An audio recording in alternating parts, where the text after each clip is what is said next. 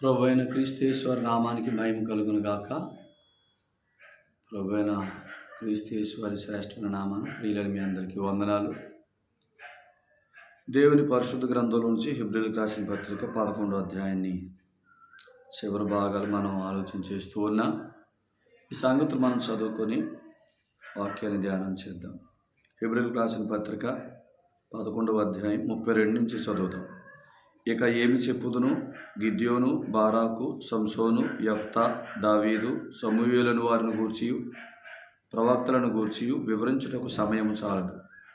వారు విశ్వాసము ద్వారా రాజ్యములను జయించిరి, నీతి కార్యములను జరిగించిరి, వాగ్దానములను పొందిరి, సింహముల నోళ్లను మూసిరి, అగ్నిబలమును చల్లార్చిరి, ఖడ్గదారును తప్పించుకొనిరి, బలహీనులుగా ఉండి బలపరచబడిరి, యుద్ధములో పరాక్రమశాలురైరి, అన్యుల సేనలను పారదోలిరి. స్త్రీలు మృతులైన తమ వారిని పునరుద్ధానం వల్ల మరలా పొందిరి. కొందరైతే మరి శ్రేష్టమైన పునరుద్ధానం పొందగోరి విడుదల పొందనొల్లక యాతన పెట్టబడిరి. మరికొందరు తిరస్కారములను, కొరడా దెబ్బలను, మరి బంధకములను, ఖైదును అనుభవించిరి. రాళ్లతో కొట్టబడిరి, రంపములతో కోయబడిరి, శోధింపబడిరి, ఖడ్గముతో చంపబడిరి.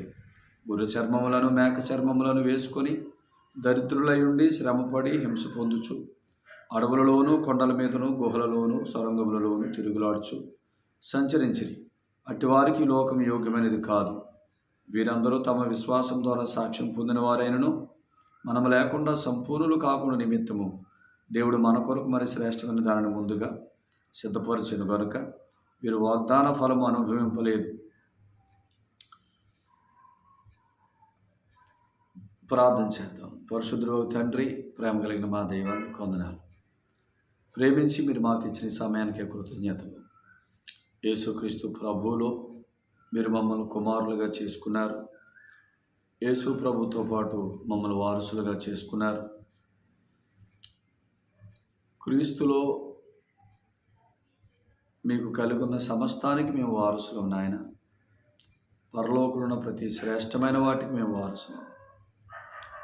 వాటిని లోకంలో ఉండగానే పరసంబంధులంగా వాటిని అనుభవించాలని, ఈ లోకంలోనే పరలోకాన్ని అనుభవించాలని పరలోకం నుండి పరిశుద్ధాత్ముడిని యేసు ప్రభుని విశ్వసించినప్పుడే మా హృదయాల్లోకి పంపించారు.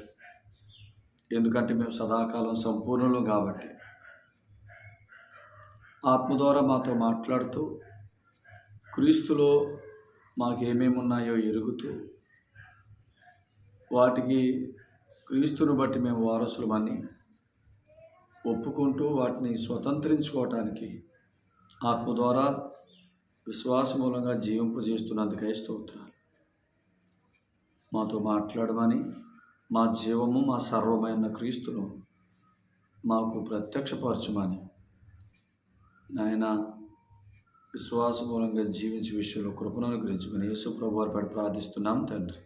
ఆమేన్.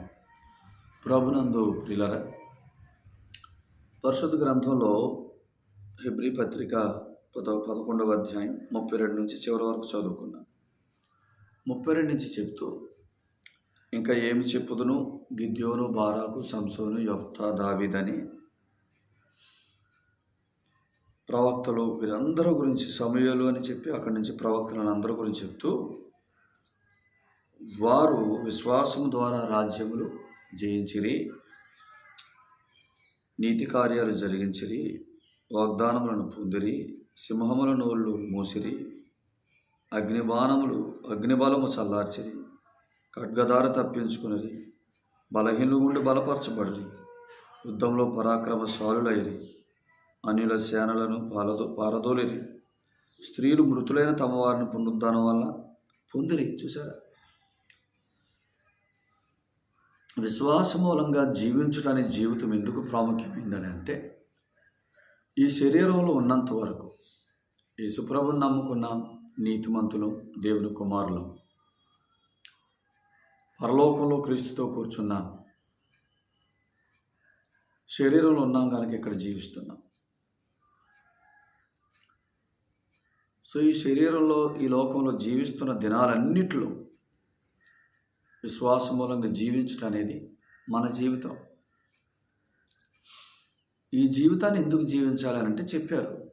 వారు విశ్వాసం మూలంగా జీవించి రాజ్యాలు జయించారు, శత్రువు రాజులను పారదోరారు, మృతుల్లో ఉన్నవారిని సజీవులుగా పొందారు, ఖడ్గదారం తప్పించుకున్నారు, అగ్నిబలాన్ని తప్పించుకున్నారు. అంటే ఈ లోకంలో జీవిస్తున్న దినాలన్నిటిలో సమస్తము నుంచి మనం తప్పించబడటానికి, ఈ లోకంలో మిగిలిన వారి జీవితంలాగా మన జీవితం ఉండకుండానట్లు ఆయన ఒక ఏర్పాటు చేశాడు. ఆ ఏర్పాటే నీతిమంతుడు విశ్వాసం మూలంగా జీవించుట అనేది. ఆ ఏర్పాటును కొనసాగించడానికి సంఘము అనే దాన్ని ఏర్పాటు చేసి, ఈ సంఘములో దేవుని కృపను బోధించే సేవకులను ఉంచాడు. ఇలా చెప్తానున్నానండి, భూమి మీద ఉన్న అన్ని సంఘాలు దేవుని కృపను బోధించట్లా. దేవుని కృపను బోధించే సంఘాలు చాలా తక్కువ ఉన్నాయి. దేవుని కృపను బోధించడం అంటే ఏంటంటే, యేసు ప్రభునందు విశ్వాసం ఉంచిన వారు నీతిమంతులు, వారు దేవుని కుమారులు. దేవుని కుమారులు అంటే దేవునికి కలిగిన దానంతటికి వారసులు. ఆ వారసత్వాన్ని అనుభవించడం కొరకు పరిశుద్ధాత్మను వారిలో నివసిస్తూ, వారితో మాట్లాడుతూ, వాగ్దాన రూపమైన సందేశాలు ఇస్తూ వారిని జీవింపజేస్తున్నాడు అని ఎరగిన వారు.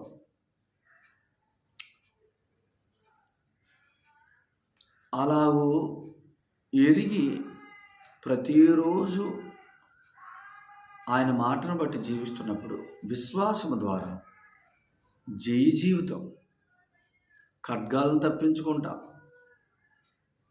అగ్నిని తప్పించుకుంటా, మరణాన్ని తప్పించుకుంటా, అంటే ఆకస్మిక మరణాలు, రకరకాల ఈ లోక సమస్తమైన వాటి నుంచి, కీడుల నుంచి మనం తప్పించబడతాం. ఎప్పుడంటే విశ్వాస మూలంగా జీవిస్తున్నాం. అందుకనే ఒక విశ్వాసి యేసు ప్రభువును ఒక వ్యక్తి అంగీకరించిన వెంటనే అతనిలోనికి పరిశుద్ధాత్ముడు వచ్చింది. ఎందుకంటే యేసు ప్రభువును అంగీకరించిన వెంటనే అతను నీతిమంతుడయ్యాడు. ఇక నీతిమంతుడు విశ్వాస మూలంగా జీవించాలి. విశ్వాస మూలంగా జీవించటం అనేది దేవుని నోటి నుంచి వచ్చే మాటలను బట్టి జీవించుట, పరసంబంధమైన సంగతులను బట్టి జీవించుట. ఇప్పుడు ఆ పరసంబంధమైన సంగతులు, దేవుని సంగతులు దేవుని ఆత్మ గల వారికే అర్థమవుతాయి. అందుకనే దేవుని సంగతులతో బ్రతకాలి. కాబట్టి దేవుని కుమారులు నీతిమంతులు. వెంటనే పరిశుద్ధాత్ముడు దేవుడు మనలోకి వచ్చాడు. దేవుడు లేకుండా దేవుని సంగతులు మనకు ఎలా గ్రహింపవుతాయి? కొరింథీయులకు రాసిన మొదటి పత్రిక 2వ అధ్యాయంలో, ఒక మనుషుని సంగతులు అతనిలోని మనుషాత్మకు తెలియను, అలాగనే దేవుని సంగతులు దేవుని ఆత్మకు తప్ప మరెవ్వరికి తెలియవు.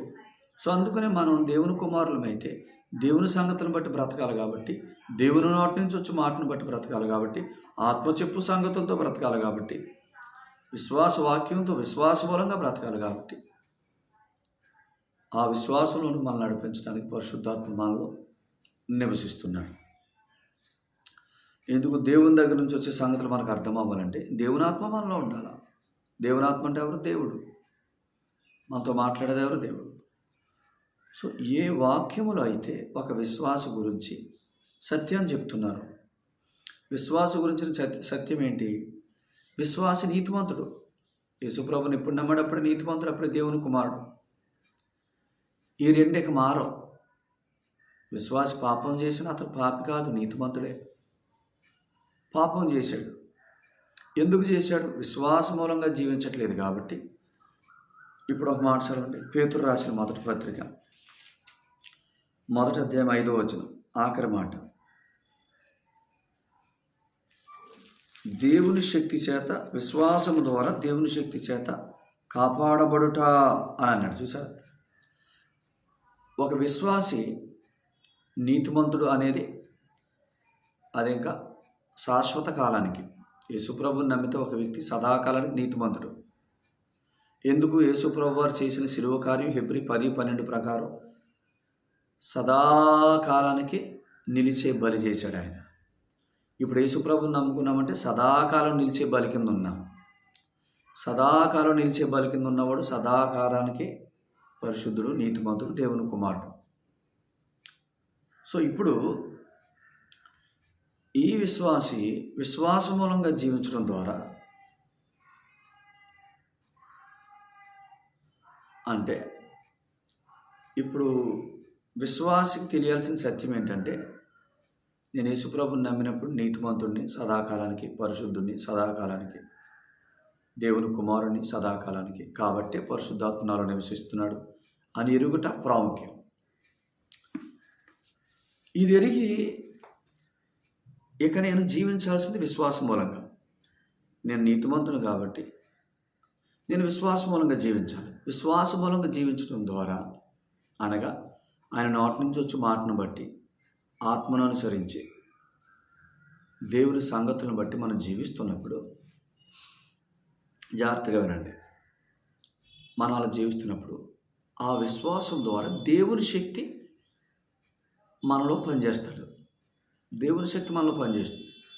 ఈ దేవుని శక్తి ద్వారా పేతురు రాసిన మొదటి పత్రిక 1:5 ఏం రాశాడు?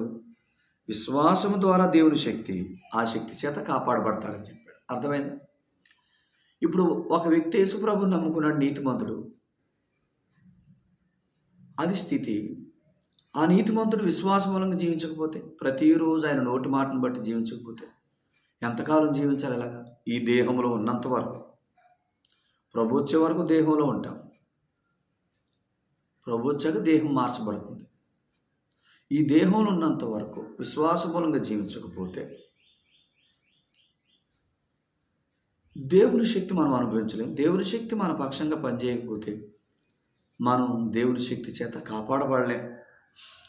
ఇప్పుడు మీరు ఆలోచించేయండి, నీతిమంతుడు విశ్వాసం మూలంగా జీవించకపోతే దేవుని శక్తి చేత కాపాడబట్టలేదు కాబట్టి పాపం చేస్తున్నాడు, దురభిమాన పాపాల్లో పడుతున్నాడు, బలహీనతలు గుండా వెళ్తున్నాడు, ఆ బలహీనతల్లో కంటిన్యూ అవుతున్నాడు.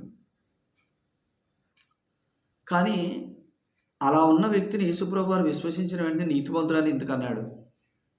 అది సత్యం కాబట్టి. ఆయన యందు విశ్వాసం ఉంచడం ద్వారా అతను నీతిమంతుడు, దేవుని కుమారుడు. ఇంకది సదాకాలానికి, ఎప్పటికీ, అది నిత్యము ఉండేది అది స్థితి. సో ఆ వ్యక్తి జీవిస్తే, విశ్వాసమూలంగా జీవిస్తే, ఆ నీతిమంతుడు విశ్వాసమూలంగా జీవిస్తే, ప్రతిరోజు దేవుని మాటలు పొందుకుంటూ జీవిస్తే దైవశక్తి చేత ఆవరించబడతాడు. అతను ఆవరించిన దైవశక్తి చేత అతడు కాపాడబడతాడు. అసలు ఈ దైవశక్తి అని అంటే ఇంకో సంగతి చెప్తాను. 91వ కీర్తనలో, ఆ 91వ కీర్తన అంతా మీరు చదువుకుంటే 16 వచనాలు ఉన్నాయనుకుంటా. ఆ 91వ కీర్తన అంతా మీరు చదువుకుంటే అక్కడ ఏంటంటే విశ్వాస మూలంగా జీవిస్తున్న వ్యక్తి గురించి రాశాడు 91వ కీర్తన. ఆ వ్యక్తి ఏమనుకుంటున్నాడు? మహోన్నతుని చాటున నివసించువాడే, సర్వశక్తుని నీడను విశ్రమించువాడు, ఆయనే నా ఆశ్రయం. అంటే చెప్పండి, మహోన్నతుని చాటున నివసిస్తున్న వాడెవరు? మహోన్నతుడు అంటే తండ్రి, పరలోకంలో తండ్రి. ఆయన కుడిపార్శ్వాన కూర్చుంది ఎవరు? మన ప్రభువైన యేసుక్రీస్తు. అక్కడ విశ్రమిస్తుంది ఎవరు? మన ప్రభువైన యేసుక్రీస్తు. కూర్చున్నాడంటే విశ్రమిస్తున్నాడు కదా. దేవుని కుడిపార్శ్వాన విశ్రమిస్తున్నది మన ప్రభువైన యేసుక్రీస్తు. ఇప్పుడు ఈ సంగతి ఎవరు ఎరుగుతున్నారు? నమ్మిన విశ్వాసి ఈ సంగతి ఎరిగితే, మహోన్నతుని చోటనంటే తండ్రి కుడిపార్శ్వాన కూర్చున్న యేసు ప్రభు, అనగా విశ్రమిస్తున్న యేసు ప్రభు, ఆయనే నా ఆశ్రయం. ఆశ్రయం అంటే దాని అర్థం ఏంటంటే ఆయనే నన్ను జీవింపచేయవాడు అని ఎరగాల. తండ్రి కుడిపార్శ్వాన విశ్రమిస్తున్న యేసు ప్రభువే నా జీవం, ఆయన నన్ను జీవింపజేస్తాడు, ఆయన నా సర్వమని ఎరిగితే అక్కడేం మాట్లాడాడు? మీరు కిందకు వస్తే ఇలా చెప్పాడు ఏమని? నువ్వు ఆయనను నీకు ఆశ్రయంగా చేసుకున్నావు కాబట్టి మహోన్నతుని చాటున సర్వశక్తుని నీడను. యేసుప్రభు వారు ఎలా వెళ్ళాడు? ఆ మహోన్నతుని చాటుకి, సర్వశక్తుని నీడకి విశ్రమించడానికి వెళ్ళిన ఆయన ఏం పట్టుకెళ్ళాడు? తన సొంత రక్తాన్ని పట్టుకెళ్ళాడు. హెబ్రీ పత్రిక 9:12 ప్రకారం తన సొంత రక్తాన్ని, సిలువలో ఏ రక్తాన్ని నీ కొరకు నా కొరకు నీ నిత్యమైన విమోచన కొరకు, నా నిత్యమైన విమోచన కొరకు చిందించాడో ఆ రక్తాన్ని తీసుకుని వెళ్ళి తండ్రి కుడి పార్శ్వానికి కూర్చున్నాడు. ఆ రక్తాన్ని తీసుకెళ్ళకపోతే ఆయనకు విశ్రాంతి లేదు కదా, ఆయన కూర్చోలేడు. సో ఆ రక్తాన్ని తీసుకెళ్ళాడంటే ఆయన కూర్చున్నాడు. ఇప్పుడు యేసుప్రభు అక్కడ కూర్చున్నది ఎందుకంటే, ఇప్పుడు మనం విశ్వాస మూలంగా జీవిస్తూ దైవశక్తి చేత కాపాడబడటానికి, దైవశక్తి చేత నడిపించబడటానికి, దాని కొరకు ఆయన కూర్చోండి. ఎందుకంటే ఇప్పుడు ఆలోచించేయండి, ఇప్పుడు ఆయన కూర్చున్నాడంటే, ఆయన కూర్చున్న తర్వాత నాలో పరిశుద్ధాత్ముడు వచ్చాడు. యేసుప్రభు వారు తన సొంత రక్తాన్ని తీసుకెళ్ళి పరలోకంలో ఎప్పుడైతే ప్రవేశించాడో అప్పుడే పరిశుద్ధాత్ముడి లోకానికి వచ్చాడు. ఆనాటి నుంచి నాటి వరకు విశ్వసించిన వారందరిలో ఆయన నివసిస్తున్నాడు. విశ్వసించిన వెంటనే ఆయన ఎందుకు నివసిస్తున్నాడు అని అంటే, విశ్వసించిన నాట నుంచే వారు దేవుని శక్తి చేత కాపాడబడే జీవితంలో జీవించాలి, దానికి అర్హులు.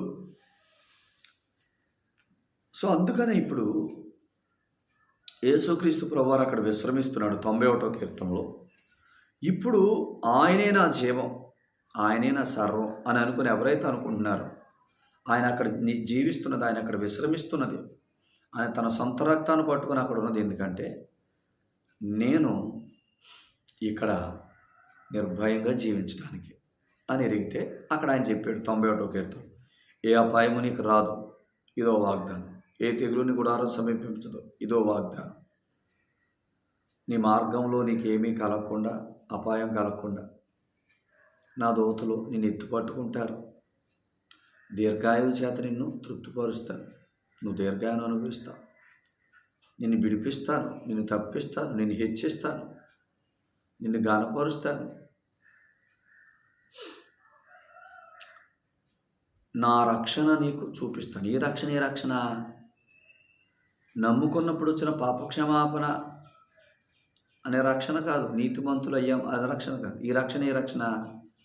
అనుదినం ఆయన మాటను బట్టి జీవించడం ద్వారా, అనుదినం ఆత్మను అనుసరించి జీవించడం ద్వారా, అనుదినం విశ్వాసాన్ని బట్టి జీవించడం ద్వారా, దేవుని నోటి నుంచి వచ్చే సంగతులను బట్టి జీవించడం ద్వారా దేవుని శక్తి చేత కాపాడబడుతున్నాను. చూసారా? అది ఆ రక్షణ, ఈ రక్షణ అనుదిన రక్షణ. నా రక్షణ అతనికి చూపిస్తానంటే అనుదిన రక్షణ. దూతల కాపుదల చూపిస్తాడు, అపాయాలు మన గుమ్మం ప్రవేశించకుండా, తెగుళ్ళు మన ఇంటిని సమీపించకుండా, దీర్ఘాయువు చేత మన గణపరుస్తూ, మన తృప్తిపరుస్తూ, తప్పిస్తూ, విడిపిస్తూ, ఇలాగ చేస్తూ ఆయన అనుదిన రక్షణ చూపిస్తాడు. యేసుప్రభుని నమ్మినప్పుడు రక్షించబడ్డాం. ఆ రక్షణ, ఏ రక్షణ? దేవుని ఎదుట నీతిమంతులమనే స్థితి ఇచ్చిన రక్షణ. నీతిమంతుడైన వాడు విశ్వాస మూలంగా జీవిస్తుంటే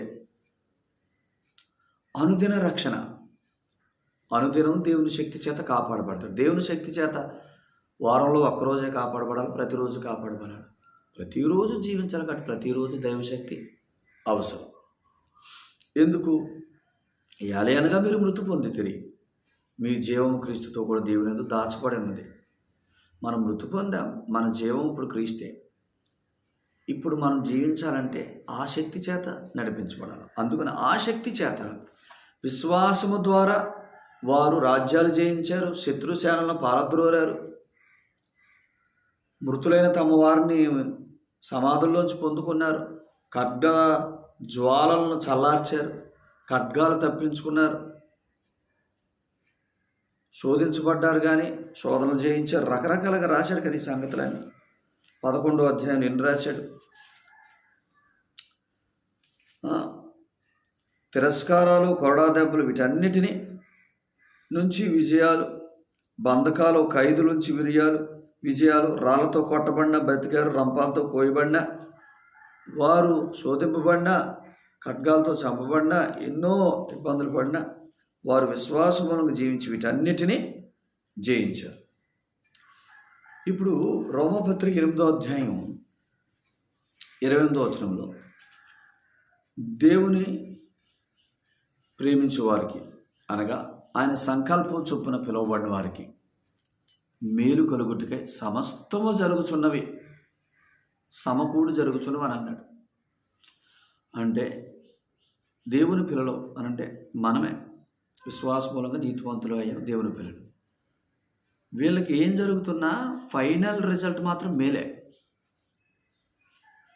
ప్రస్తుతం నా చుట్టూ ఇవన్నీ జరుగుతున్నా ఇవి కీడుగా అనిపించినా, ఇదేదో నాకేదో నష్టము అన్నట్టుగా అనిపించినా, కానీ దేవుని పిల్లలకే కీడు లేదు, మేలే, సమస్తము మేలు కొరకే. కాబట్టి ఇలా చెప్పాడు పేతురు రాసిన పత్రికలో, సహోదరులారా, మీకు ఏదైనా శ్రమ సంభవించినప్పుడు మీకు ఏదో వింత జరిగిపోతున్నట్టు మీరు ఫీల్ అయిపోవద్దు. ఎవరికేదో జరగదు, మనకు జరిగిపోతుందని ఫీల్ అవ్వద్దు. మీరేమనుకోవాలా, ఈ శ్రమ సంభవించిన దీని రిజల్ట్ మాత్రం శ్రమ కాదు, దీని రిజల్ట్ మహానందమే, సంతోషమే. అందుకని అది మహానందం అనుకోండి, ఎందుకంటే ఫైనల్ రిజల్ట్ మహానందమే అని చెప్పాడు. సో సమస్తం మేలు కొరకే. ఏమొచ్చినా మనం ఎలా ఎంచుకోవాలా, ప్రభువా ఇదిగో ఈ శ్రమ గుండా వెళ్తున్నాను, కానీ ఇది మేలు కొరకే, ఫైనల్ రిజల్ట్ మేలే, శ్రమ కాదు.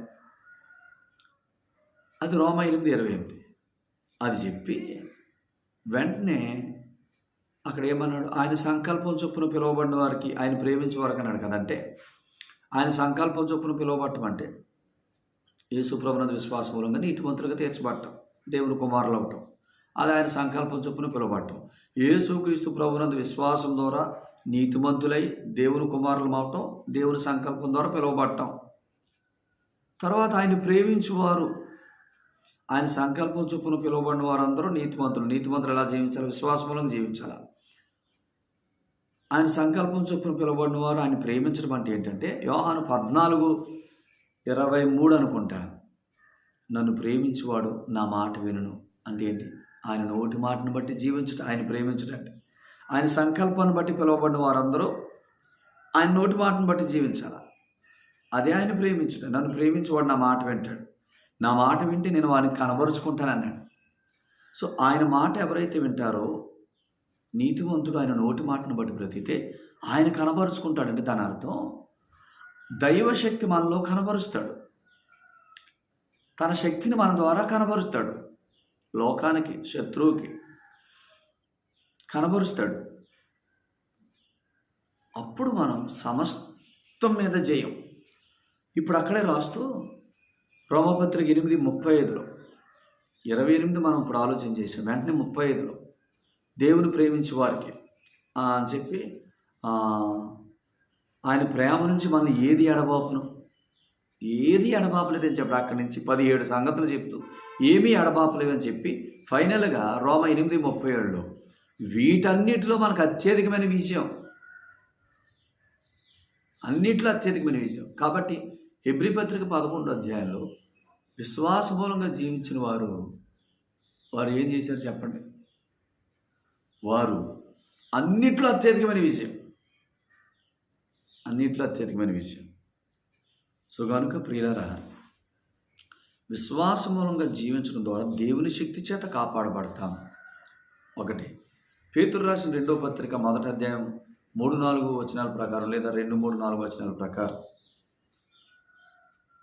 విశ్వాస మూలంగా జీవిస్తే, అనగా మన ప్రభువును గూర్చిన అనుభవ జ్ఞానాన్ని బట్టి మనం జీవిస్తూ ఉంటే, ఆయన గూర్చిన అనుభవ జ్ఞానాన్ని దినదినము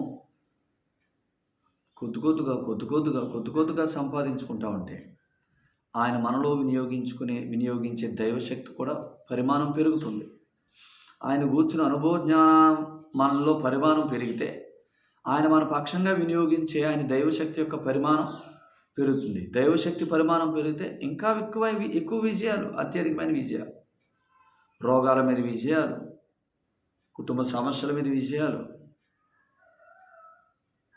పిల్లల జీవితాల్లో విజయాలు, ఆర్థిక విషయాల్లో విజయాలు, ఆధ్యాత్మిక విషయాల్లో విజయాలు, శరీర కోరికల విషయంలో విజయాలు, బలహీనతల విషయాలలో విజయాలు, ఉద్యోగాల్లో విజయాలు, వ్యాపారాల్లో విజయాలు, అనేక విషయాలు విజయాలు, అన్నిటి మీద అత్యధికమైన విజయం. విజయం అంటే దాని అర్థం ఏంటి, అన్నీ మనకు మన కింద బోర్లా పడ్డాయని, అన్నీ మన కింద బోర్లా పడ్డాయి, అన్నీ మన పాదాల కింద ఉన్నాయని పాదాల కిందకి తీసుకొస్తాడు దేవుడు.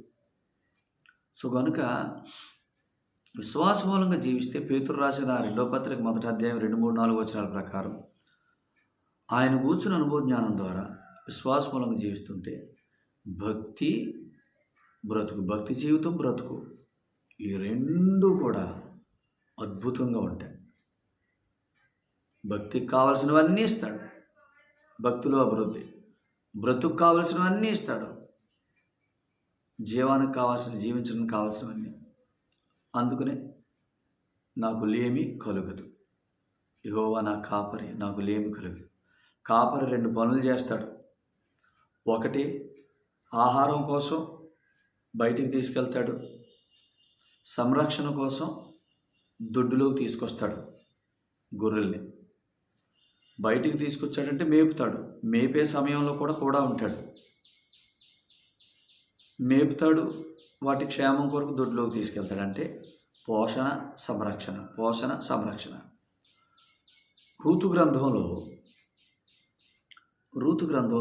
బోయాజు రూతుతోటి ఇలా అన్నాడు, నా కుమారి, వేరొక పొలంలోకి వెళ్ళొద్దు, ఇక్కడే ఉండు.